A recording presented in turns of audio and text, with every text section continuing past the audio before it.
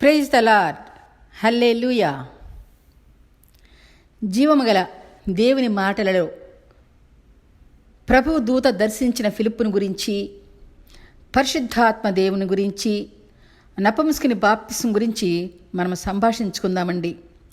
నపుంసకుని బాప్తిస్మంలో పరిశుద్ధాత్మ దేవుడు చేసిన అద్భుతము కూడా మనం తెలుసుకుందాం.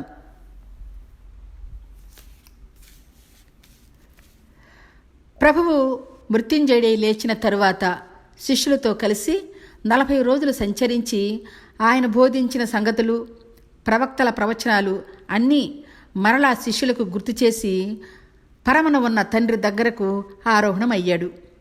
ప్రభువు పరలోకము వెళ్ళేటప్పుడు శిష్యులను చూచి, మీరు భయపడకండి, నేను వెళ్ళి తండ్రి దగ్గర నుండి పరిశుద్ధాత్మను మీకు తోడుగా పంపిస్తాను అని వాగ్దానం చేసి శిష్యుల మధ్యలో నుండి ప్రత్యేకింపబడి పరలోకమునకు ఆరోహణమయ్యాడు తండ్రి దగ్గరకు. ఆ తర్వాత విశ్వాసులు,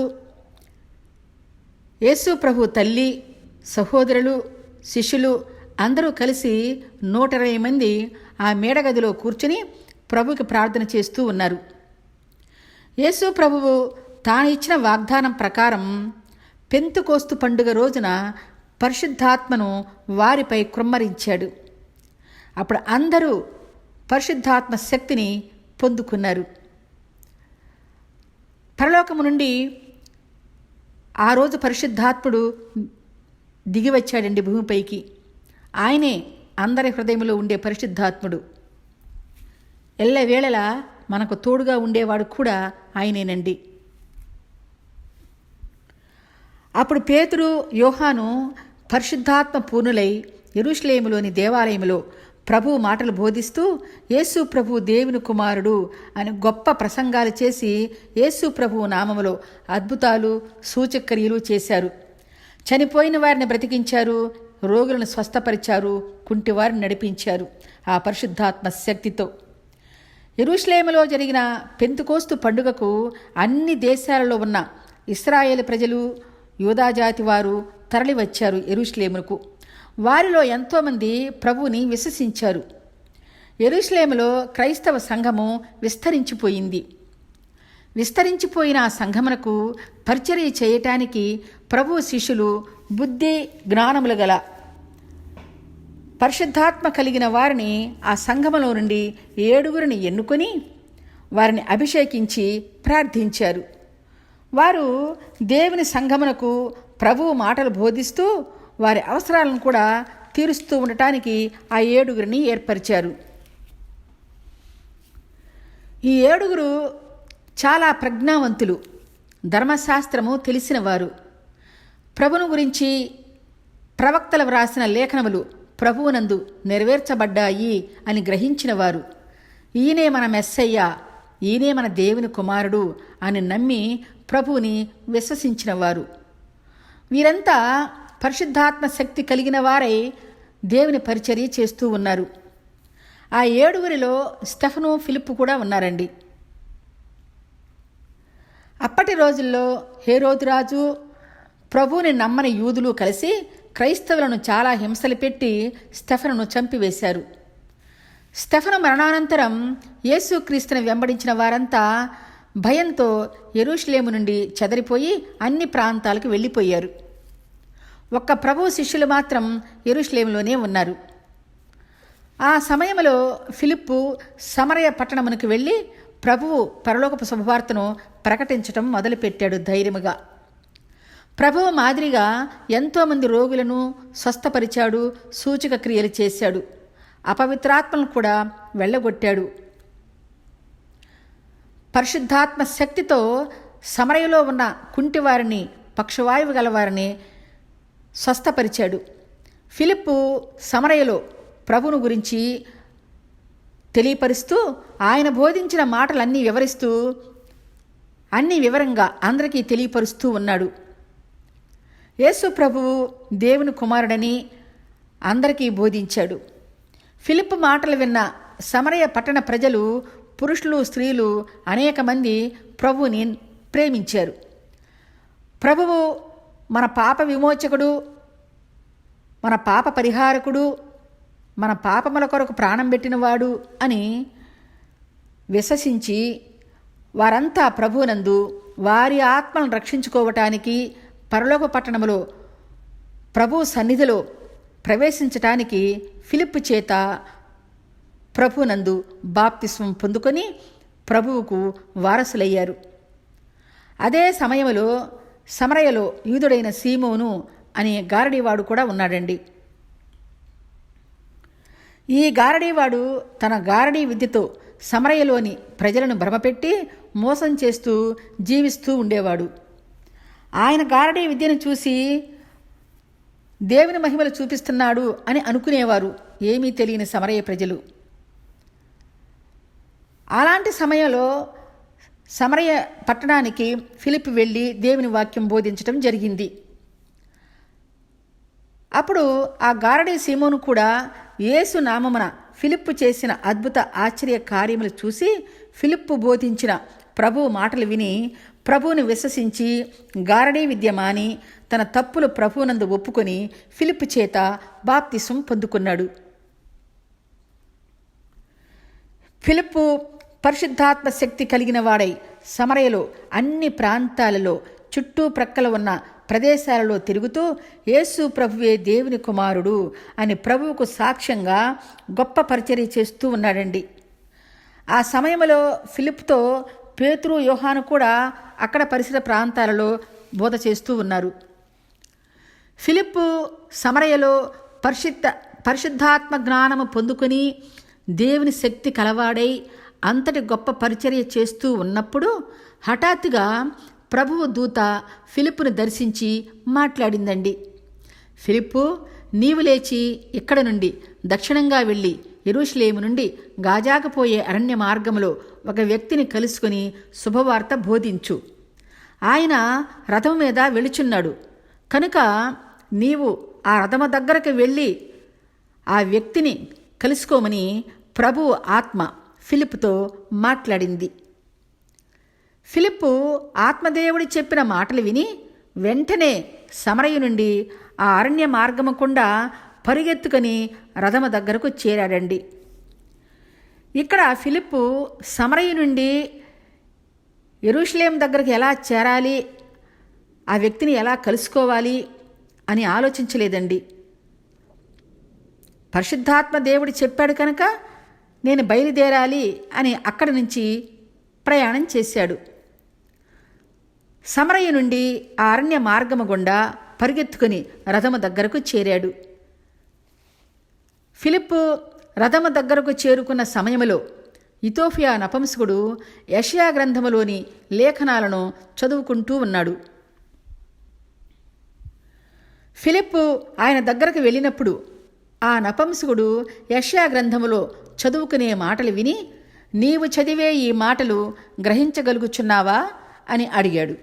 వెంటనే ఆ నపుంసకుడు ఫిలిప్పును చూచి, అయ్యా, ఎవరైనా నాకు త్రోవ చూపుకుంటే నేను ఎలా గ్రహించగలను అన్నాడు.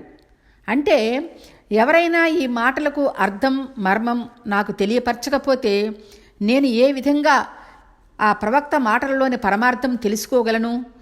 అసలు ఈ ప్రవక్త ఎవరిని గురించి మాట్లాడుచున్నాడు అని ఆ నపుంసకుడు ఫిలిప్పుతో మాట్లాడుతూ, అయ్యా, నీవు దయచేసి నా రథము ఎక్కి నాతో పాటు కూర్చుని ఈ మాటల యొక్క భావం నాకు తెలియపరచు అని ఫిలిప్పును వేడుకున్నాడండి. ఇథోపియా దేశానికి చెందిన కోశాధికారి అయిన ఈ నపుంసకుడు 1500 మైళ్ళు ప్రయాణించి యెరూషలేమునకు వచ్చి దేవుని మాటలకు అర్థం చెప్పమని ఫిలిప్పును అభ్యర్థించి వేడుకున్నాడండి. ఆ నపుంసకునికి దేవుని యందు ప్రేమ ఎంత ఉన్నతమైనదో, ఎంతటి శ్రేష్టమైనదో మనం ఇక్కడ గమనించగలగాలి.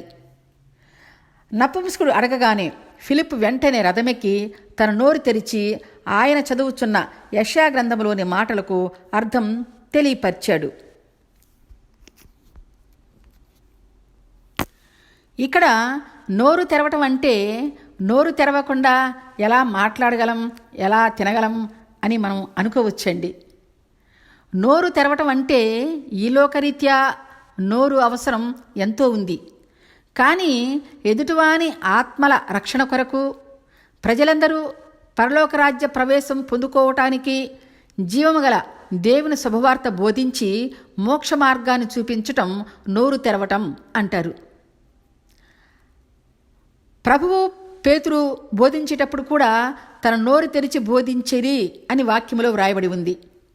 అదేవిధంగా ఫిలిప్పు తన నోరు తెరిచి దేవుని శుభవార్త నపుంసకునికి బోధించాడండి.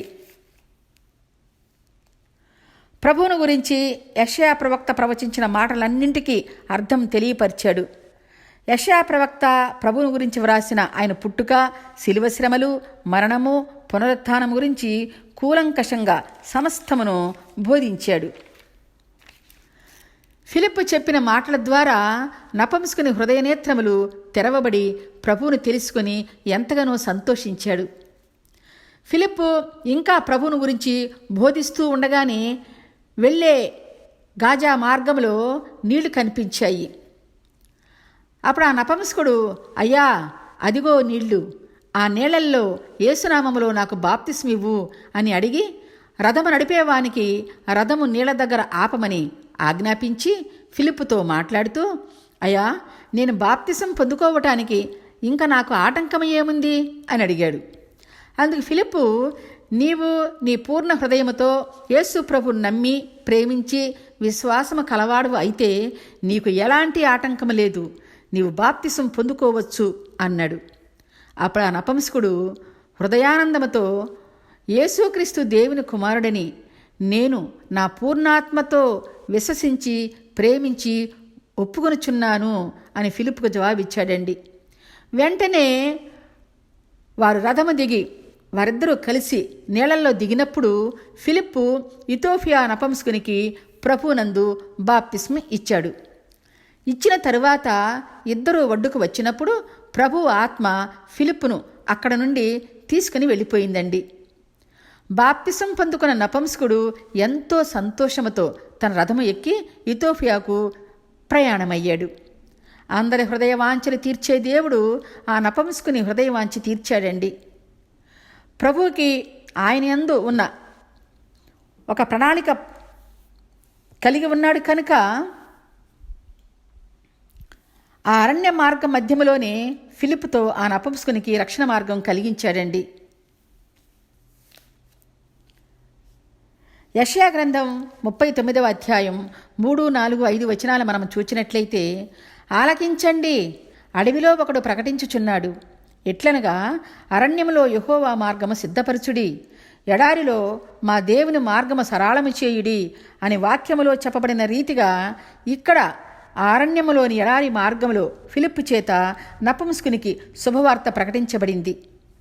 యెహోవా కొరకు ఎదురుచూచువారు నూతన బలము పొందుదురు అన్న విధంగా ఇథియోపియా నపుంసకుడు ఎన్నో రోజులు, కొన్ని నెలలు ప్రయాణించి యెరూషలేమునకు వచ్చి దేవుని ఆరాధించుకొని మార్గమధ్యలో బాప్తిసం పొందుకొని నూతన బలముతో, నూతన హృదయముతో, నూతన ఉత్సాహముతో తన ప్రాంతమునకు తిరిగి వెళ్ళాడండి. ఆ నపుంసకుడు ఎప్పుడైతే ఫిలిప్ ద్వారా యెషయా గ్రంథములోని మాటలను బట్టి ప్రభువుని తెలుసుకుని రక్షణ పొందుకున్న తరువాత ఇథియోపియా అంతటా ప్రభు సువార్త ప్రకటించాడు. ఫిలిప్పు ప్రభువును గురించి చెప్పిన మాటలన్నీ అందరికీ బోధించాడు. యేసుక్రీస్తు అందరినీ సమానంగా ప్రేమించే ప్రేమామయుడు, జాలి, కృప, ప్రేమగల తండ్రి అని ప్రభువును గురించి యెషయా ప్రవక్త గారి లేఖనాలను గురించి ప్రకటించాడు. ఇథియోపియాలో ఆయన బోధకుడుగా గొప్ప పరిచర్య చేశాడండి. ఎందరో ఆత్మలను రక్షణ మార్గంలో నడిపించాడు. పరమ ప్రభువు అందరి ఎడల సమానత్వము కలిగిన ప్రేమ కలవాడు కనుక ప్రభువు మరణించిన తరువాత కొంతకాలమునకే అన్ని దేశాల కన్నా ప్రపంచమంతటిలో కూడా ముందుగా ఆఫ్రికా దేశములోనే ప్రభువు సువార్త ప్రకటించబడింది. ఆనాటి కాలంలోనే అక్కడి ప్రజలందరూ ప్రభువునందు సంఘాలుగా ఏర్పడి రక్షణ మార్గం తెలుసుకున్నారు. పాతాళము అనే సాతాను మార్గము తప్పించుకున్నారు. ప్రభువుతో నిత్య సహవాసం చేసి ఆయన స్తుతించి, కీర్తించి, ఆరాధించారు. ప్రభువునందు పరలోకములో నిత్యజీవం పొందుకున్నారు. ఇథియోపియాలో 18 సంవత్సరాల నాటి కాలంలోనే క్రైస్తవ సంఘాలు ఏర్పడ్డాయండి. తల్లి అయినా తన బిడ్డలను మర్చిపోతుందేమో కానీ ఆ పరమతండ్రి ఎవరిని ఎన్నడూ వీడడు ఎడబాయుడు అన్న విధంగా ప్రభువు ఈ నపుంసకుడిని తన సేవ కొరకు ఏర్పరచుకున్నాడండి. ఇదే అనుకూల సమయము, నేడే రక్షణ దినము అని వాక్యములో చెప్పబడిన విధంగా నపుంసకుడు ఫిలిప్ ద్వారా ప్రభువుని తెలుసుకుని వెంటనే బాప్తిసం పొందుకున్నాడు. ఆలస్యం చేయలేదు.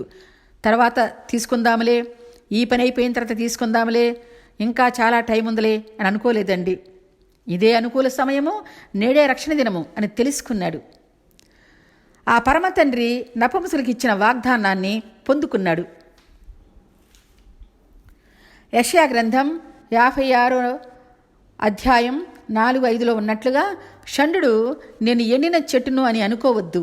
నా విశ్రాంతి దినములు పాటించి నా నిబంధనను ఆధారముగా చేసుకున్న షండులకు నా ఇంటను నా ప్రాకారములోనూ ఒక భాగమును వారికి ఇచ్చేదను. కొడుకులు కూతుళ్ళు అనిపించుకున్నట కంటే శ్రేష్టమైన పేరు, ఎప్పుడూ కొట్టివేయబడని నిత్యమైన పేరు వారికి పెట్టుచున్నాను అని ప్రభు వారికి వాగ్దానం చేశాడు. వాగ్దానం చేసిన దేవుడు నమ్మదగిన వాడు కనుక, మనకు చాలని దేవుడు కనుక, దేవునికి ఇష్టులైన నపుంసకులకు అందరికీ ఆయన ఇంటిలో, ఆయన ప్రాకారంలో ప్రవేశం కలిగించాడండి. మనం గమనించినట్లయితే దేవుడు మోషే చేత వ్రాయించిన ధర్మశాస్త్రం ప్రకారం పూర్వములో కొంతమందికి యెరూషలేములోని ఆలయములోనూ సమాజములోనూ ప్రవేశం ఉండేది కాదండి. కానీ ఆ పరమతండ్రికి మానవులంటే ప్రేమ కనుక తన ప్రియ కుమారుడైన యేసు ప్రభువును పరలోకము నుండి ఈ భూలోకమునకు పంపించాడు. ఈ భూమి మీద ఉన్న సమస్త జనుల రక్షణార్థం, వారి మోక్షము కొరకు, వారి పాప విమోచన కొరకు కలువరి కొండపై సిలువలో నీ రక్తముని చిందించి సమస్త మానవాళికి మోక్ష మార్గం కలుగచేయి అని యెహోవా తండ్రి ప్రభువుకు ఈ భూమిపై సమస్త అధికారము ఇచ్చాడు. ఆ ప్రభువు చిందించిన రక్తము వల్లే ఈ భూమిపై ఉన్న సమస్త ప్రజలందరూ వారి వారి బంధకాలలో నుండి విడిపింపబడ్డారు, విమోచింపబడ్డారండి. ప్రభువు గనక సిలువలో తన రక్తము చిందించబడకపోతే ఎవరి బంధకాల్లో వాళ్లే ఉండిపోయేవాళ్ళు, ఎవరి పాపములో వారే బ్రతికేవారు, అందరికీ పాతాళ లోకమే గతి అయ్యేది. కానీ పరమతండ్రి దయామయుడు కనుక తన అద్వితీయ కుమారుడైన యేసు ప్రభును పంపించి మనలందరినీ పాప బంధకాలలో నుండి విడిపించాడు, విమోచించాడు. ఆ విధంగా దేవుడు నపుంసకులకు అంతటి ఆధిక్యత కలుగు చేశాడండి. యెషయా గ్రంథం 54:5 కూడా మనం చూచినట్లయితే, ఇశ్రాయేలు పరిశుద్ధ దేవుడు నీకు విమోచకుడు, ఆయన సర్వలోకమునకు దేవుడై ఉన్నాడు అన్న విధంగా మన ప్రభువు ఈ భూమి మీద ఉన్న సమస్త జనులకు విమోచకుడుగాను దేవుడుగాను ఉన్నాడండి. యెషయా 55:5 కూడా మనం చూచినట్లయితే, నిన్ను ఎరుగని జనులను నీవు పిలిచెదవు, నిన్ను ఎరుగని జనులు ఇశ్రాయేలు పరిశుద్ధ దేవుడు సమస్త ప్రజలకు దేవుడై ఉన్నాడని నీ ఘనమైన నామమును తెలుసుకొని నీ యొద్దకు పరిగెత్తి వచ్చెదరు అని యెషయా గారు ప్రవచించారు. రాబో కాలంలో అందరూ ప్రభువుని ఆరాధించి సేవిస్తారని, ఆయన వాక్యం ప్రకటిస్తారని ఆయన ముందుగానే అందరికీ తెలియపరిచాడండి. ఆ పరమతండ్రి అందరికీ విమోచకుడు, అందరినీ ప్రేమించే ప్రేమామయుడు. ప్రపంచమంతటిలో నుండి ప్రతి ఒక్కరూ ఆయన సన్నిధికి పరిగెత్తుకుని వచ్చి ఆయనను ఆరాధిస్తారు అని ప్రజలందరికీ తెలియపరిచాడు. అంటే మనమంతా యెరూషలేములోని దేవాలయమునకు పరిగెత్తుకుని వెళ్ళాలని కాదండి. మనకు దగ్గరలో, మనకు సమీపంలో ఉన్న మందిరానికి విశ్రాంతి రోజున, అంటే ఆదివారం, దేవుని సన్నిధిలో ప్రభువుని స్తుతించి ఆరాధించాలని, ఆ ప్రభు దీవెనలు పొందుకోవాలని ఆతృత గల మనస్సు కలిగి ఉండటమే పరిగెత్తటం అని అర్థం. పేరులేని ఈ నపుంసకుని గురించి మనం విన్న తరువాత మనకు ఒక ఆలోచన కలగాలి. ప్రభువును స్తుతించి ఆరాధించడానికి ఇథియోపియా దేశము నుండి 1800 మైళ్ళు, అంటే 5 నెలలు ప్రయాణించి వచ్చాడు. అప్పట్లో ఆయనకు ఆలయ ప్రవేశము కూడా లేకపోయినా బయట నుండే దేవుని ఆరాధించుదామని ఎంతో ఆశతో నిరీక్షణ కలిగి ప్రభు సన్నిధికి వచ్చాడు. మరి మనం దగ్గరలో ఉన్న దేవుని సన్నిధికి వెళుతున్నామా? ఆత్మతో సత్యముతో సిద్ధపాటు కలిగిన వారమై దేవుని యందు నిరీక్షణతో ప్రభువుని స్తుతించి ఆరాధిస్తున్నామా? ఆదివారం చేసే ఆరాధన కొరకు ఎదురు చూస్తున్నామా అనే పరివర్తన మన హృదయంలో కలగాలి. అది కలిగినప్పుడు మనం కూడా ప్రభు సన్నిధిలో ఉంటామండి. ఆనాటి కాలంలో ఒక యెరూషలేములోనే దేవుని దేవాలయము ఉండేది. కానీ ప్రభు వచ్చిన తరువాత ఆయన వాక్యము ద్వారా మనకి దగ్గరలోనే ఆలయములు ఉండటం మొదలైంది. ఆ విధంగా నపుంసకుడు తన ఇంటిలో తన ఊరిలో కూడా దేవుని ధ్యానం చేసుకోవచ్చండి. కానీ ఆయన యెరూషలేములో దేవుని సన్నిధికి వచ్చి ప్రార్థించాలని ఆయన కోరిక. దేవుడు ఆశగల ప్రాణానికి సెద తీర్చి వారి వారి హృదయవాంఛలు తీరుస్తాడు కనుక ప్రభువు ఈ నపుంసకునికి తన సేవకుడైన ఫిలిప్ ద్వారా రక్షణ మార్గం బోధింపచేశాడు. యేసు ప్రభువు తన ఆత్మతో ఫిలిప్పుతో మాట్లాడి ఈ భూమిపై ఉన్న ప్రతి జాతి మానవులలో ఉన్న నపుంసకులందరిలో మొట్టమొదటిగా ఇథియోపియా నపుంసకునికి రక్షణ మార్గం బోధింపచేశాడండి. ప్రభువు సువార్త కేవలం ప్రభు శిష్యులకు ఆయన సేవకులకే కాదు, కానీ ఈ భూమిపై ఉన్న సమస్త జనులందరూ ప్రభువు చెప్పిన పరలోకపు శుభవార్త బోధించవచ్చు, అందరి ఆత్మలకు రక్షణ కలుగు చేయవచ్చు అని యేసు ప్రభువు తన వాక్యము ద్వారా తెలియపరిచాడు. ప్రభువు చెప్పిన విధంగా అందరూ ఆయన రక్షణ సువార్త భూదిగంతాల వరకు వెళ్ళి బోధించారు, ఇప్పటికీ బోధిస్తూ ఉన్నారు. మనం ఇక్కడ ఒక ముఖ్యమైన విషయం గమనించినట్లయితే ఫిలిప్పు పరిశుద్ధాత్మ కలిగిన వాడై ప్రభు పరిచర్య చేస్తున్నప్పుడు ఆ సమయంలో పేతురు యోహానులు కూడా ఉన్నారండి. ప్రభు దూత ప్రత్యేకంగా ఫిలిప్పును దర్శించి మాట్లాడుతూ, నీవు లేచి తొందరగా వెళ్ళి యెరూషలేము నుండి గాజాకు పోయే మార్గములో, అంటే యెరూషలేం పట్టణానికి గాజా వెళ్ళే మార్గానికి మధ్యలో ఒక వ్యక్తిని కలిసి శుభవార్త బోధించు అని ప్రభు ఆత్మ ద్వారా ఫిలిప్పుతో మాట్లాడాడు. అలాగే దేవుని దూత చెప్పిన విధంగా ఫిలిప్ బయలుదేరి రథము దగ్గరకు చేరి ఆ నపుంసకుని కలుసుకొని ప్రభు సువార్త ప్రకటించాడండి. ఫిలిప్పు దేవుని దూత ఆజ్ఞ ప్రకారం సమరయ నుండి గాజాకు పోయే మార్గములో ఆ నపుంసకుని కలుసుకున్నాడు అంటే అది ఎంతో అద్భుతం, ఆశ్చర్యమండి. ఎందుకంటే ఎక్కడ సమరయ, ఎక్కడ గాజా, అంతలోనే ఎంత పరిగెత్తినా ఫిలిప్పు ఎలా రాగలడు, ఎలా చేరుకోగలడు అని మనకు అనిపిస్తుందండి. ఇది అసాధ్యము అనిపిస్తుంది, కానీ దేవునికి సమస్తము సాధ్యమే. అదంతా దేవుని ఆత్మ నడిపింపు. ఆ దేవాది దేవుడైన మన ప్రభువు తన ఆత్మ ద్వారా చేసిన మహా అద్భుతం, ఆశ్చర్యకరం. ఫిలిప్పు నపుంసకునికి బాప్తిసం ఇచ్చిన తరువాత ప్రభువు ఆత్మ ఫిలిప్పును తీసుకుని వెళ్ళిపోయింది. అదేవిధంగా సమరయ నుండి కూడా గాజా మార్గమునకు ఫిలిప్పును పరిశుద్ధాత్మ తీసుకుని వచ్చాడని మనం అర్థం చేసుకోవాలండి. ఫిలిప్పు సమరయ నుండి గాజా దగ్గరకు వచ్చినప్పుడు, గాజా నుండి మళ్ళీ వెళ్ళిపోయేటప్పుడు 2 సార్లు పరిశుద్ధాత్మ దేవుడే ఆయన కార్యము నెరవేర్చాడు అక్కడ. ఆ తర్వాత ఇథియోపియా నపుంసకునికి ఫిలిప్పు చేత శుభవార్త ప్రకటింపచేసి ఆయన ద్వారా ఆఫ్రికా దేశమంతటా సువార్త ప్రకటింపచేయాలని, అందరి ఆత్మలు ఆ నపుంసకుని ద్వారా ప్రభువునందు రక్షింపబడాలని ప్రభు ప్రణాళికలో ఒక భాగమై ఉంది కనుక దేవుడు ఫిలిప్పుతో పరిశుద్ధాత్మ ద్వారా ఇక్కడ ఇంత అద్భుతం జరిగించాడు. ఫిలిప్పు నపుంసకునికి నీళ్లలో బాప్తిస్మిచ్చిన తరువాత ఒడ్డుకు వచ్చిన వెంటనే ప్రభు ఆత్మ ఫిలిప్పును కొనిపోయింది. అంతలోనే ఫిలిప్పు కనుమరుగు అయ్యాడు. ఆ నపుంసకుడు ఇంతలోనే ఏమయ్యాడు ఈ ఫిలిప్పు అని అనుకోలేదండి. ఫిలిప్పు చేత బాప్తిసం పొందుకున్న ఈ నపుంసకుడు ఆ దృశ్యమును చూచి ప్రభువునందు ఎంతో సంతోషించాడు, పట్టలేని విధంగా ఆనందించాడు. దేవుడు ఫిలిప్పుని ఆత్మ ద్వారా తీసుకువెళ్ళాడు అని అర్థమైంది ఆయనకి. యెషయా ప్రవక్త గారు చెప్పినట్లు ఆయన కార్యములు అద్భుతములు, ఆశ్చర్యకరములు. ఆయన తీర్పులు సత్యములు, నిత్యములు, అవి జీవమార్గములు అని గ్రహించి రథమెక్కి ఆయన దేశమునకు తిరిగి వెళ్ళిపోయాడండి.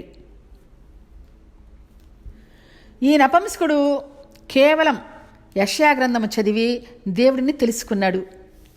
అలాగే ఇప్పటి కాలంలో కూడా చాలామంది అన్యులు, అంటే ప్రభు అంటే ఎవరో తెలియని వారండి, వారు యెషయా గ్రంథం పఠించి దేవుడిని తెలుసుకున్నారు. ఎంతోమంది మేధావులు పరిశుద్ధ గ్రంథములో తప్పులు పట్టాలని పరిశుద్ధ గ్రంథము చదివి, యెషయా గ్రంథము చదివి ఇదే నిజమైన రాజగ్రంథము, దేవుని గ్రంథము, యేసు ప్రభువే నిజమైన దేవుడు అని గ్రహించారు. ఆ తర్వాత వెనక్కి తిరిగి చూడకుండా ఈ పరిశుద్ధ గ్రంథమును గురించి ప్రపంచమంతటికి దేవుని శుభవార్త ప్రకటించారు. ఎందుకంటే యెషయా గ్రంథములో ప్రభువును గురించి సమస్తము ప్రత్యేకంగా లిఖించబడి ఉంటుందండి.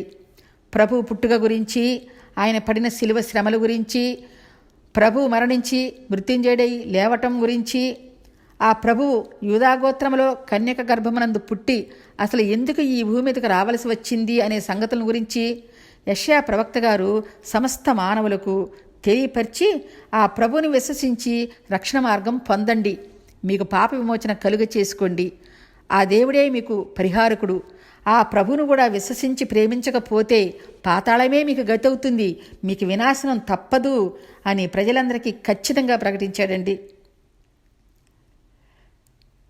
యెషయా ప్రవక్త ప్రభువు పుట్టకకు ముందే 700 సంవత్సరాల ముందే సమస్త మానవులకు తెలియపరిచాడు, యేసు ప్రభువును నమ్ముకొని నిత్య జీవం పొందుకోండి అని.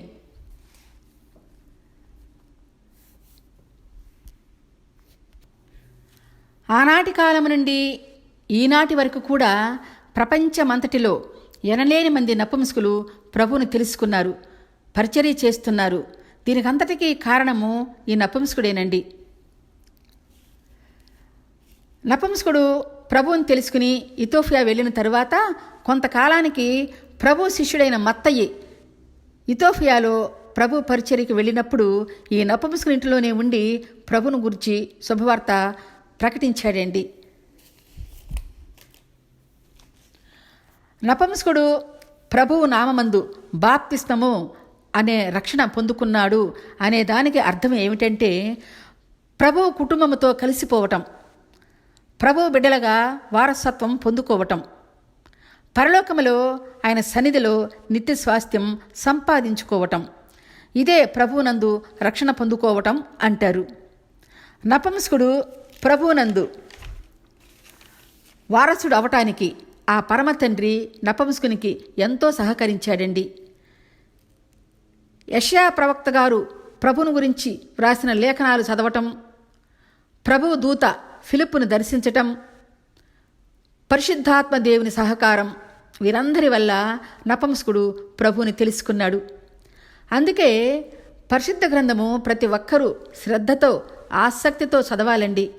అప్పుడు పరిశుద్ధాత్మ దేవుడు మనతో ఉంటాడు. ఆయన వాక్యము ద్వారా మనతో మాట్లాడి మన హృదయ నేత్రములు తెరవచేస్తాడు. మన హృదయాలకు ఆత్మదేవుడు తన వాక్యము ద్వారా పరివర్తన కలుగు చేస్తాడు.